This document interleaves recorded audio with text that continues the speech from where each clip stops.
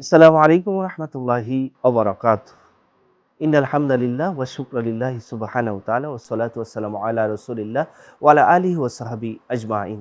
সম্মানিত দর্শক ও শ্রোতা, যেখানে বসে ভাইয়া হোটেলস প্রেজেন্স আলোকিত পদ অনুষ্ঠান দেখছেন, সকলকে জানছি আন্তরিক শুভেচ্ছা মোবারকবাদ। পাওয়ার্ড বাই এটিআই টাইলস ও স্পন্সর হিসেবে রয়েছে সলবে। দর্শক, প্রতিদিন একটি গুরুত্বপূর্ণ বিষয় নিয়ে হাজির হয়। আজও তার ব্যতিক্রম নয়। আজও আলোচনার বিষয় হিসাবে নির্ধারণ করেছি আউলিয়া কেরামের মর্যাদা। এই বিষয়ে আলোচনা করতে দুইজন বিজ্ঞ প্রাজ্ঞ ইসলামিক স্কলার আমাদের স্টুডিওতে হাজির হয়েছেন। চলুন অনুষ্ঠানের শুরুতে দুজনের সাথে পরিচিত হই। আমার ডানে যিনি রয়েছেন মুফতি মাওলানা সাইফুর রহমান সাঈদী, বিশিষ্ট লেখক ও গবেষক, ঢাকা।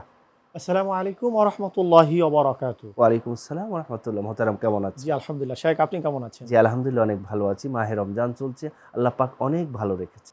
তারপরে যিনি রয়েছেন প্রখ্যাত আলেমদ্বীন মুফতি মাওলানা মোহাম্মদ নূরে আলম সিদ্দিকী, টাঙ্গাইল। আসসালামু আলাইকুম রহমতুল্লাহি আবরাকাত। ওয়ালাইকুম সালাম রহমতুল্লাহ। মোহতারাম, কেমন আছেন? জি মাহতারাম, আপনি ভালো আছেন? জি আলহামদুলিল্লাহ, অনেক ভালো আছে। আজ আলোচনার বিষয় নির্ধারণ করেছি আউলিয়া কেরামের মর্যাদা। আমি শুরুতেই আমাদের মুফতি নূর আলম সিদ্দিকী সাহেবের কাছে জানতে চাইব যে আউলিয়া কারা, তাদের পরিচয়টা কি? মহান আল্লাহ রব্বুল আলমিন পাক কালামুল্লাহ কুরআনুল কারিমের মধ্যে জানিয়ে দিয়েছেন, যারা ওলি আল্লাহ তাদের সম্পর্কে আল্লাহ জানিয়ে দিয়েছেন, আলা ইন্না আউলিয়া আল্লাহ, যারা আল্লাহর বন্ধু হয়েছে তারাই আল্লাহ ওলি আল্লাহ। অর্থাৎ আল্লাহ যিনি বন্ধু, অলি মানি বন্ধু, ওলি মানেই বন্ধু, অর্থাৎ অলি মানি কাছে, অর্থাৎ কাছে। যিনি আল্লাহর অতীব কাছে, অতীব কাছে, তারাই হচ্ছে আল্লাহর বন্ধু। তারাই হচ্ছে আল্লাহর বন্ধু। তো আল্লাহর বন্ধু যারা, তাদের কর্মচিন্তা চেতনা দুনিয়ার মধ্যে কেমনভাবে হয়? ওলি আল্লাহ হতে গেলে আল্লাহর নৈকট্য লাভ করতে হয়, আল্লাহর ভীতি অর্জন করতে হয়, ভয় থাকতে হয়, তাকওয়া অর্জন করতে হয়। একজন আল্লাহর ওলি হতে গেলে তাকে এতটাই তাকওয়াভুক্ত হতে হয়, তাকওয়াপূর্ণ হতে হয়, যে ক্ষেত্রে আমরা এই দুনিয়ার মধ্যে যতগুলা দেখতেছি ওলি আল্লাহ, তাদের আমল এবং তাদের সিরাত এবং সুরতের মধ্যে প্রকাশিত হয়ে গেছে। আর এরা হচ্ছে আল্লাহ রাসূল সাল্লাল্লাহু তাআলা আলাইহি ওয়াসাল্লামের এমনভাবে সুন্নতটাকে ধরে নিয়ে তারা আমল করতে করতে একসময় নফল ইবাদত বাড়িয়ে দেয়। নফল আমল করতে করতে এরা আল্লাহর ওলি হয়ে গেছে। আর এই আল্লাহর ওলিদের মাধ্যমে আল্লাহ তাআলা, এই ওলিদের মাধ্যমে আল্লাহ তাআলা এই দুনিয়ার মধ্যে এখন বর্তমানে ইসলামের অনেক খেদমত করেছেন। দেখেন, আমাদের বাংলাদেশে ওলি আল্লাহদের অনেক স্মৃতি বিজড়িত জায়গা রয়েছে। যেমন বাংলাদেশে ধরেন আপনি, এই দেশটার মধ্যে আল্লাহ তাআলা ওলিদের মাধ্যমে খেদমত করেছেন। বাংলাদেশে তিনি কেমনভাবে খেদমত করেছেন? যেমন বাংলাদেশে তখন তো ওই সময় এত ইসলামের মুসলমান ছিলেন না। হযরত শাহজালাল রহমাতুল্লাহ আলাইহি, শাহপরান রহমাতুল্লাহ আলাইহি, এরকম করে মাইসার বলকি রহমাতুল্লাহ আলাইহি, খান জানালি রহমাতুল্লাহ আলাইহি, এরা আল্লাহর ওলি হয়েছেন, বন্ধু হয়েছেন। এদের মাধ্যমে আল্লাহ তাআলা এই বেলায়েতের শেষ জামানায় এসে তাদেরকে দিয়ে খেদমত করিয়েছেন। আর এই ওলির পরিচয় হচ্ছে এটাই যে তারা অত্যন্ত আল্লাহ ভীতু থাকে এবং আমলিয়াতের মাধ্যমে, নফলিয়াতের মাধ্যমে আল্লাহর বন্ধু হয়ে যায়। আর ইয়াতাকাররাবু ইলাইহি বিন নওয়াফিল, যিনি নফলের মাধ্যমে আল্লাহর নৈকট্য আল্লাহর হাসিল বন্ধু করেন। হয়ে যায়। জি, চমৎকার বলছিলেন। যে শায়েখ, আপনার কাছে জানতে চাই যে আসলে এই যে আউলিয়া কেরাম, হাদিসের আলোকে আউলিয়া কেরামের মর্যাদা যদি আমাদেরকে বলতেন। বিজ্ঞ প্রাজ্ঞ উপস্থাপক, আপনাকে ধন্যবাদ। ইন্নাল হামদুলিল্লাহ ওয়াসসালাতু ওয়াসসালামু আলা রাসূলিল্লাহ ওয়া বাদ। অলি হচ্ছে তারা। অলি শব্দের অর্থ হচ্ছে অভিভাবক, গার্জিয়ান। অর্থাৎ যারা পথহারা মানুষদেরকে দ্বীনের তালকিন দিয়ে কোরআন সুন্নাহর আলোকে আল্লাহ রসুলের সাথে পরিচয় করিয়ে দিয়েছেন। এই মানুষগুলো আল্লাহর অলি সেজে আমাদের মাঝে এসেছেন। তাদের মধ্যে প্রসিদ্ধ যদি কয়েকজনের নাম বলতে হয়, তাহলে আপনি প্রথমেই ধরতে হবে হযরত শাহজালাল ইয়ামিনী রহমতুল্লাহ আলাই, শাহ ফরান রহমতুল্লাহ আলাই, শাহ মাখদুম রহমতুল্লাহ আলাই, শাহ নিসার রহমতুল্লাহ আলাই, শাহ সালে রহমতুল্লাহ আলাই, শাহ মুহিবুল্লাহ রহমতুল্লাহ আলাই, ফুলতুলির সাফ কবলা রহমতুল্লাহ আলাই। এভাবে আউলিয়া ইকরামের মাধ্যমে এদেশে ইসলাম এসেছে, ঈমান এসেছে। আর যাদের সম্পর্কে হাদিসে পাকে, হাদিসুল কুদসিতে আল্লাহ রব্বুল আলামিন বলছেন, ওয়ান আবি হুরায়রা রাদিয়াল্লাহু তাআলা আন্নাহু ক্বাল ইন্নাল্লাহা ক্বালা মান আদানি ওয়ালিয়ান ফাকাদ আযানতুহু বিল হারব।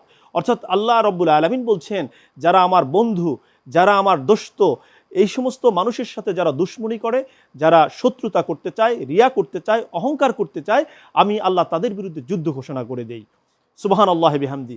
তো এই অলি সম্পর্কে আল্লাহ রাব্বুল আলামিন কালামে হাকিমে বলছেন, আনআম আল্লাহু আলাইহিম মিনান নাবিয়িনা ওয়াস সিদ্দিকিনা ওয়াশ শুহাদাই ওয়াস সালিহিন। এই সালিহিন হচ্ছে আল্লাহর ওলিরা, আল্লাহর বন্ধু যারা। আর আল্লাহর বন্ধু কারা? আল্লাহর বন্ধু হচ্ছে তারা যারা গুদুব্বে ওয়াল আসাল, সকাল সন্ধ্যায় আল্লাহর জিকির করেন। জি, চমৎকার বলছেন। ইনশাল্লাহ ওনারা কি আমল করেন সে সম্পর্কে ছোট্ট একটি বিরতির পর আবার আসবো আপনার কাছে। সুপ্রিয় দর্শক, আপনারা দেখছিলেন ভাইয়া হোটেলস প্রেজেন্স আলোকিত পথ powered by ATA tiles. Co sponsor হিসেবে রয়েছে সলবে। নিচ্ছি ছোট্ট একটি বিরতি, আমাদের সাথেই থাকুন।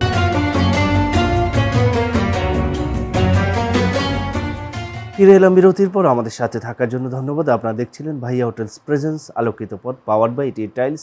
কো স্পন্সর হিসেবে রয়েছে সলবে। ফিরছি আলোচনা, যে মোহতারাম আপনি আউলিয়া কেরাম কিভাবে আল্লাহর বন্ধু হয়েছেন সে কথা বলছিলেন।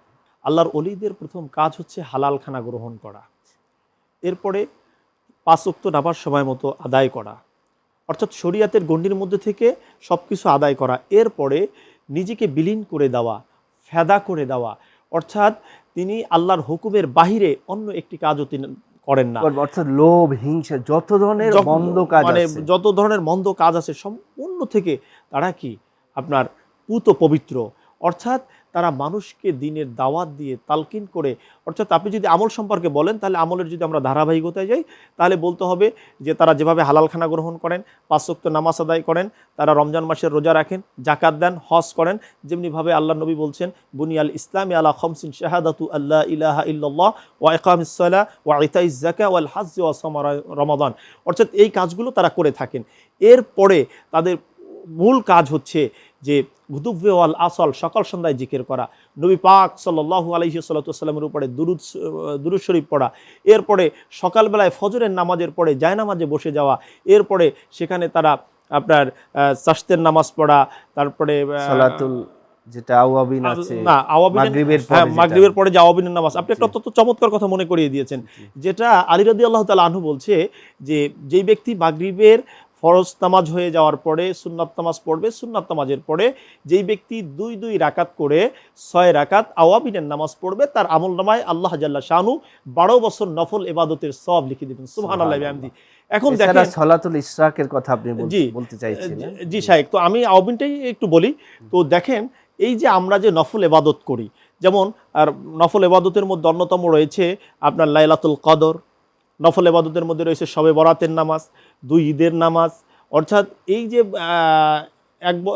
এক বছরে কিন্তু একটা কদর, 1 বছরে একটি শবে বরাত, 1 বছরে 2টি আপনার কি আপনার ঈদের রাত্র। অথচ রসুল পাক সাল্লাল্লাহু আলাইহি সাল্লাম বলছেন, যেই ব্যক্তি মাগরিবের পরে 2 রাকাত করে 6 রাকাত আওয়াবিনের নামাজ পড়বে, সে 12 রাকাত নফল ইবাদতের সওয়াব পাবে। তার মানে আপনি 12 বছর নফল ইবাদত করলে যেই সওয়াব পাবেন, এই কদর পড়লেন, বরাত পড়লেন, আওয়াবিন পড়লেন, ইশতিক পড়লেন, চাশ পড়লেন, এই যত আমল আছে নফল, কোরআন তেলাওয়াত করলেন, আপনি তাহাজ্জুদের নামাজ পড়লেন, এরপরে আপনি অন্যান্য নফল রোজা রাখলেন, দান সাদাকা করলেন, এই সমস্ত সওয়াব যদি আপনি ইয়াকিনের সাথে, খুলুসিয়াতের সাথে মাগরিবের সুন্নাত নামাজের পরে কারোর সাথে কথা না বলে এই 6 রাকাত নামাজ আদায় করতে পারেন, আল্লাহ রাব্বুল আলামিন আপনার আমলনামায় 12 বছর নফল ইবাদতের সওয়াব লিখে দিবে। আসলে দেখুন, সবকিছুর আলাদা বিশেষত্ব আছে। যেমন লাইলাতুল কদর, সেটার বিশেষত্ব আলাদা। একটা বিশেষত্ব আছে, লাইলাতুল কদর খায়রুম মিন আলফি শাহর, হাজার মাসের চেয়ে উত্তম। সুবহানাল্লাহ, যেটা 84 বছর 4 মাস। এবং যে রাত্র সম্পর্কে আল্লাহ নিজেই বলছেন যে তানাজ্জালুল মালাইকা, আমি এই রাত্রে মানে ফেরেশতাকে কি করি, অবতরণ করে থাকি। অর্থাৎ আল্লাহর ওলি যারা, ওনারা প্রত্যেকটি কাজে করেন, আবার ফরজ, ওয়াজিব, সুন্নাত সাথে সাথে অতিরিক্ত ডিউটি করেন, মুস্তাহাবগুলো, নফল, যে নফলের মাধ্যমে আল্লাহর বন্ধু হন। যে হাদিসে কুদসি যেটা আপনি বলছেন তার অংশ বলছে, যখন তারা নফল পড়তে পড়তে এমন অবস্থা, ইয়া তাকারা বিলাইয়া বিন নওয়াফিল হাত্তা উহিব্বা, আমি আল্লাহ তাদেরকে ভালোবাসি। ফাইজা আহবাবতু ফাকুনতু সামাউ, যখন ভালোবেসে পেলেন আল্লাহ, আল্লাহর কুদরতি কান হয়ে যায়, আল্লাহর কুদরতি চোখ হয়ে যায়, পা হয়ে যায়। ওনারা যা করেন মূলত আল্লাহর ইশারা দিয়েই করেন। এই যে আপনি যে কথাটা বলছেন যে আল্লাহর কান হয়ে যায়, নাক হয়ে যায়, চোখ হয়ে যায়, ইমাম আজম আবু হানিফা রহমতুল্লাহ আলাই তিনি বাইতুল্লাহ সফর করলেন, জীবনের প্রথম হজ করবেন। তো হজে যখন তিনি গেলেন, যাওয়ার পরে যখন বাইতুল্লাহ নজরে চলে আসলো, বাইতুল্লাহ নজরে চলে আসার পরেই ইমাম আবু হানিফা রহমতুল্লাহ আলাই প্রথমে দোয়া করলেন। কারণ বুখারীর মধ্যে আসছে যে যেই ব্যক্তির নজরে প্রথম বাইতুল্লাহ পড়বে আর সে যেই দোয়া করবে, আল্লাহ সেই দোয়া কবুল করবে। ইমাম আবু হানিফা রহমতুল্লাহ আলাই কোনটা চাইবে কোনটা পাইবে, এই জন্য তিনি আল্লাহর কাছে দোয়া করলেন, আল্লাহ আমাকে আপনি মোতাসাব্বেত মোস্তাজিবুদ দাওয়া বানাই দেন। অর্থাৎ মোস্তাজিবুদ দাওয়া যারা হয়, আল্লাহর ওলি যারা হয়, তারা যখন যেটা চায় তখন সেটা পেয়ে যায়। যেমনিভাবে জি, চমৎকার বলছিলেন। ইনশাল্লাহ আবার ফিরবো আপনার কাছে। যে মহতারাম, আপনার কাছে জানতে চাই যে আউলিয়া কেরামের যে আমলের কথা বলছিলাম, এই যে আল্লাহর ওলি যারা, তাদের মাধ্যমে বাংলাদেশে ইসলামের প্রচার এবং প্রসার হয়েছে, আপনি যেটা আগে বলছিলেন। তাহলে আল্লাহর ওলিরা মানুষের অন্তরকে পরিশুদ্ধ করেছেন, ওনারা কিসের মাধ্যমে এই কাজটা করেছে? জি, বিজ্ঞ উপস্থাপক, আপনি সুন্দরভাবে কথাটা বলছেন। এখন এই কথাটার মাধ্যমে আমি আরেকটু পূর্বে ফিরে যেতে চাই। সেটা হচ্ছে, বাংলাদেশে যখন আল্লাহর অলিগণ আগমন করেন, তখন এদেশে ইসলামের বিস্তার ছিল না।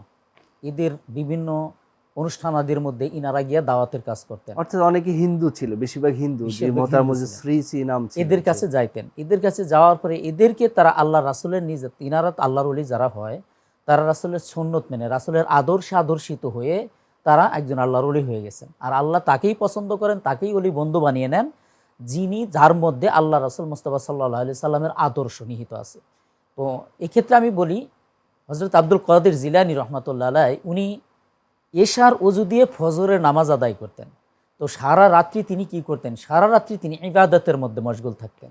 আর ইবাদত করতে করতে ওনার আল্লাহর বন্ধু হয়ে যায়। আর যে ব্যক্তি আল্লাহর বন্ধু হয়ে যায়, আল্লাহ তার হয়ে যায়। ওই ব্যক্তি তখন আল্লাহর কাছে যা চাবে তাই হয়ে যাবে। এখন যেটা বলতেছিলাম, হযরত শাহজালাল রহমাতুল্লাহ আলাইহি এই দেশে আসলেন, হিন্দুদের মধ্যে কলেমার দাওয়াত দিলেন, এদেরকে মুসলমান বানালেন। কেমন করে মুসলমান বানালেন? তখন কিন্তু, এখন তো বর্তমান আমাদের দেশে অনেক রকম অনেক পন্থা অবলম্বন করা হয়, কিন্তু আল্লাহর ওলি যারা আল্লাহ রাসূলের সুন্নাহ অনুযায়ী তারা মানুষের মধ্যে ইসলামের দাওয়াত দিয়েছে, তারা বোমাবাজি করে নাই, তারা মানুষের কাছে ক্ষতি করে নাই, মানুষকে ধ্বংস করে নাই, কারো উপরে গিয়ে আক্রমণ করে নাই। তিনারা কি করতেন? নিজেদের চরিত্র দিয়ে অপর চরিত্রকে সংশোধন করতেন। অপর চরিত্রকে সংশোধন করার মাধ্যমেই ইনারা তখন তাদের মধ্যে ভালোবাসার ব্যক্তি হয়ে গেছেন। সৌন্দর্য দিয়ে, ভালোবাসা দিয়ে, সৌন্দর্য দিয়ে, ভালোবাসা দিয়ে এরকম হয়েছে। আর এই জন্য আল্লাহ তাআলা বলে দিয়েছেন, নাহনু আউলিয়া উকুম ফিল হায়াতিদ দুনিয়া ওয়া ফিল আখিরা। আল্লাহ তাআলা এই জন্যই তাদের এই কাজগুলাকে সারা জীবনের জন্য, কিয়ামত পর্যন্ত জিন্দা রেখেছেন। এই জন্যই আল্লাহর ওলিরা বলা হয়েছে, এরা মরে না, এদের কর্ম সারা জীবনের জন্য দুনিয়াতে থেকে যায়। এখন দেখেন শাহজালাল রহমাতুল্লাহ আলাইহি রয়েছে। চমৎকার বলছি। ইনশাআল্লাহ আপনার এই কথাগুলো আমরা ছোট্ট একটি বিরতির পর আবারও শুনবো।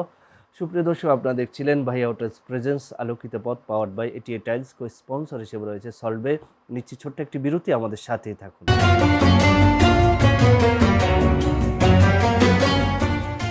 ফিরে এলাম বিরতির পর। আমাদের সাথে থাকার জন্য ধন্যবাদ। আপনারা দেখছিলেন ভাইয়া হোটেলস প্রেজেন্স আলোকিত পথ, powered by ATA tiles. Co sponsor হিসেবে রয়েছে সলভে। ফিরছি আলোচনা। জি মহতরম, আপনি হযরত শাহজালাল আলী আমনী মুজাদ্দিদি রহমাতুল্লাহ আলাইহির কথা বলছিলেন। জি, শাহজালাল রহমাতুল্লাহ আলাইহি তিনি কেমন করলেন? আমরা বর্তমানে তিনি সেখানে আসার পরে মানুষের কাছে যেরকমভাবে নবীর চরিত্র আদর্শ দিয়ে তাদেরকে ইসলামী দাওয়াত দিয়ে মুসলমান বানালেন, আজকে তার সেই জায়গায় মাকবারাটা রয়ে গেছে। এই মাকবারা সম্পর্কে অনেকেই অনেক বাজে কথা বলে থাকে। যারা হারাম কাজের সাথে লিপ্ত থাকে, আমরা তাদেরকে উদারত আহ্বান জানাচ্ছি। অর্থাৎ ওটাকে মাজার বলা, অর্থাৎ মাজার বলা হয়, জিয়ারত করা, জিয়ারতের জায়গা। অর্থাৎ আপনার আল্লাহর ওলি যিনি বন্ধু, ওনার উসিলা দিয়ে দোয়া করলে আল্লাহ পাক কি হয়? কবুল করে। কবুল হয়। ইন্না, আমরা যে রাহমাতুল্লাহি কারীবুম মিনাল মুহসিনিন, যারা মুহসিন বান্দা হয় তাদের, আল্লাহর ওলি যারা, তাদের কাছে আল্লাহর রহমত থাকে। জি জি। আর কিন্তু রহমত সেই যাদের জায়গায় কাছে, আপনি যেটা বলতে চাচ্ছেন, সেই জায়গায় যদি অন্যায় কাজ হয়, সেটার জন্য তো আল্লাহর ওলি দায়ী না। না, আল্লাহর ওলি যারা দায়ী না। অন্যায় কাজ করবে তাদেরকে আমরা প্রতিহত করব এবং প্রথমে তাদেরকে দাওয়াতের মাধ্যমে, বোঝানোর মাধ্যমে সেখান থেকে আমাদেরকে মেহনত করে ফিরাতে হবে। তাদেরকে আমি যদি ধ্বংস করে দিতে হবে না, ধ্বংস করে দিতে হবে না। আল্লাহ রাসূল সাল্লাল্লাহু আলাইহি ওয়াসাল্লাম তো আগে বলছে তুমি দাওয়াত দাও, তার কাছে পৌঁছাও। হযরত আলী রাদিয়াল্লাহু বলছেন যে তুমি আগে কোথাও যুদ্ধ করতে গেলে আগে তাকে দাওয়াত দাও। কারণ কোন একজন ব্যক্তিকে যদি হেদায়েত দিতে পারো, খায়রুম মিন হুমারিন নাআম বলছেন যে আরবের লাল উঠেছে তা বেশি উত্তম হচ্ছে কাউকে হেদায়েতের পথে আনা।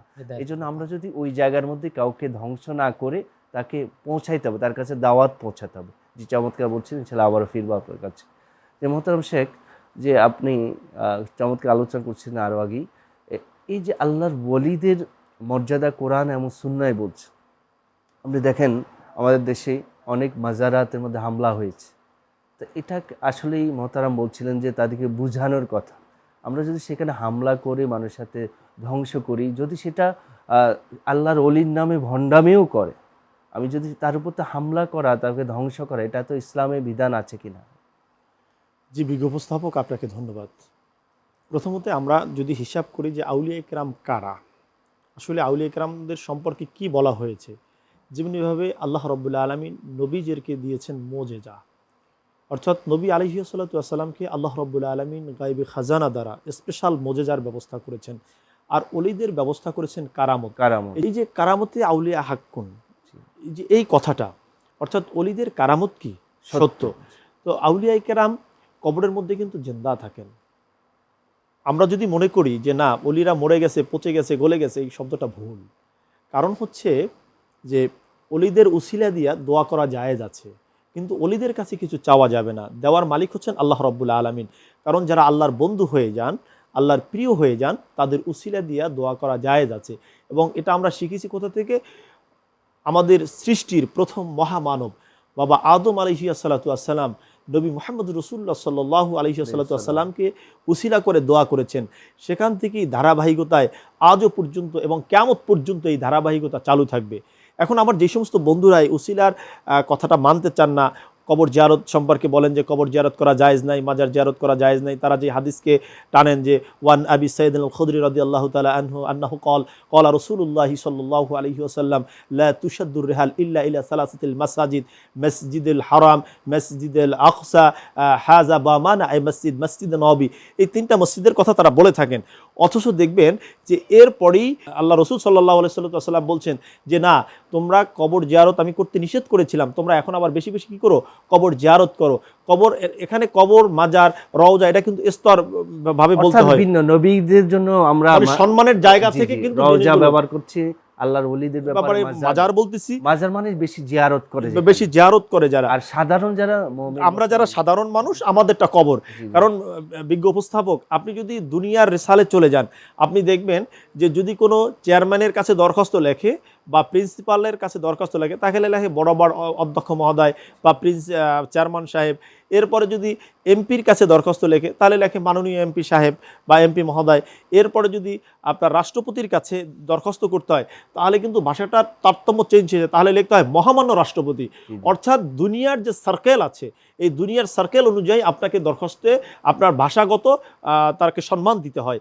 তেমনিভাবে নবী আলাইহিস সালাতু ওয়াস সালাম সর্বোচ্চ সম্মানের জায়গায়, অর্থাৎ এখানে নবীরা সম্মানিত, তারপরে হচ্ছে যারা আছে যে আনামাল্লাহু মিনান নবিয়্যিন ওয়াস সিদ্দিকিন ওয়াস শুহাদাই ওয়াস সালিহিন, চমৎকার আলোচনা করছিলেন। আপনারা দুজনকে ধন্যবাদ আমাদের স্টুডিওতে আপনাদের মূল্যবান সময় দেওয়ার জন্য। আপনাকে অসংখ্য ধন্যবাদ। আপনাকে অসংখ্য ধন্যবাদ। জি, ধন্যবাদ আপনাদের দুজনকে। সুপ্রিয় দর্শক, আপনারা দেখছিলেন ভাইয়া হোটেলস প্রেজেন্স আলোকিত পথ, পাওয়ার্ড বাই এটি টাইলস, কো স্পন্সর হিসেবে রয়েছে সল্টবে।